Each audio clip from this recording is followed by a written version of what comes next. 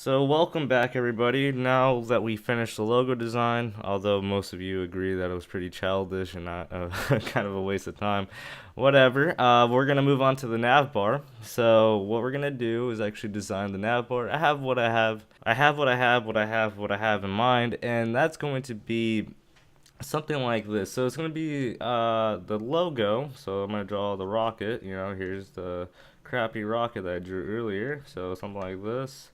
And there you go. You got something that looks like that in the middle of the web page, and we're gonna have the shop. So let's see, we're gonna have the social link, so it's gonna be somewhere around here. There's gonna be a blog, maybe shop, and this is going to be about, and then this is going to be contact. Sorry if you hear wind in the background. I have my window open and it's pretty windy today. And that should be the main nav bar. So one thing that I want to do is when you click on a nav bar or click on a link, it's going to highlight it, or if you're on a certain page, it's going to highlight it with the underline. So if you're on blog.php or something, it's going to show the nav bar with an underline. And for instance, we're going to have more actually be a drop down menu. So when it's highlighted, there's gonna be a line, and it's gonna drop down and show all the other web links or web pages that are gonna be on this website. As I said before, this is going to be an accumulation of many things on many websites. So this is where you're gonna expect to see what we're gonna build later on in this series. But yeah, that's a very basic idea of the nav bar I have in mind. If you're wondering where the home page link is going to be, it's going to be the logo, which I think is more becoming more normal nowadays, if not already the ordinary or traditional. So just to do some very basic arithmetic, so I don't have to worry about it later. What we can do is define some dimensions, so when we style it, we don't have to guess or guesstimate how big something is or how wide something is.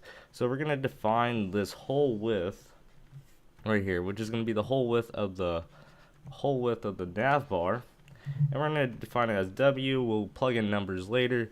So, and then I'm going to define each link, this link right here, which is all these right here, except for the logo, which we'll define as L for logo. So now that I have these so-called variables defined, I could define the dimensions quite accurately. So what I could say is that the width of this portion of the nav bar, which is the links, I could say x is equal to the width, which is the total width of the nav bar, minus the length of the logo divided by, let's say, 6 different links. So I could say n for n equals the number of links, and the nav bar excluding, I spelled links wrong, but that's alright, excluding the logo. So as long as you plug in correct dimensions, consistent dimensions I should say, so if you use all percentages, pixels, ems, whatever, this equation should work. And that's just a very basic general design of the nav bar, so I could use that later. So typically the whole width of the page of the web page is going to be a maximum, I believe, 960 pixels. You could change that to 1060, 1260, whatever you want to do. I just chose 960 because the numbers work out pretty nicely. And then we're going to define the width of the logo to be 60 pixels, which that implies that the length of the links themselves are going to be 150 pixels each.